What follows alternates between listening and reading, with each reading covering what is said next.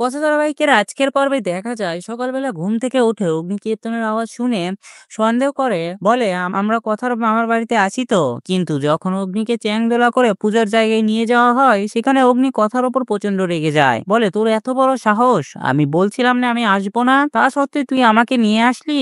অর্ণা বলে জানিস তো ব্রো, ভ্যাবলাচরণ আমাকে লরি গাড়িতে করে এনেছে। অগ্নি বলে হাউ ডেয়ার ইউ। তখন নীলাদ্রি বলে যে লরি করে তো প্রতিমাও যায়। অগ্নি বলে আমাকে জোর করে এখানে এনেছিস, কিন্তু এখানে রাখতে পারবি না। তখনই চিত্রা কথাকে কথা শুনিয়ে বলে যে এইবার তো অগ্নির রাগ তুমি সামলাতে পারবে না। কথা সঙ্গে সঙ্গে সঞ্জিতাকে অগ্নির সামনে এসে দাঁড় করায়। সঞ্জিতা অগ্নিকে বলে যে আমার কাছ থেকে শেখো পরিবারের মূল্য কি। আমার তো কোনো কিছু মনে পড়ে না, সেজন্য আমি তোমাকে বোঝাতে পারি পরিবারের মর্মটা কতটা। কথা বলে আজকে ইচ্ছে পূরণের দিন, ঠাকুরের কাছে নিজের মনের ইচ্ছেটা চেয়ে দেখুন না। তিমির বলে ছোট অগ্নির কথা বলবি নাকি। তখনই অগ্নি বলে ননসেন্স, আমার কোনো কিছু চাওয়ার নেই। কথা বলে সত্যি তো, তাহলে আপনার হয়ে আমি ঠাকুরের কাছে চেয়ে নিচ্ছি। তবে কথা ঠাকুরের সামনে বলে পাচক মশাইয়ের মায়ের স্মৃতি ফিরিয়ে দাও ঠাকুর, পাচক মশাই যা চায় তার ইচ্ছেগুলো যেন পূরণ হয়। সকালবেলা কথা অগ্নির কাছে এসে বলে যে কায়দা কানুনে সবাইকে নিয়ে একটু বসতে হবে। অগ্নি বলে কি চলছে তোর মাথায়। কথা অগ্নিকে বলে যে মায়ের কথাগুলো শুনলে সবার আগে আপনার কি মনে পড়ে। অগ্নি বলে আমার মা খুব ভালো রান্না করতে পারে। কথা বলে যে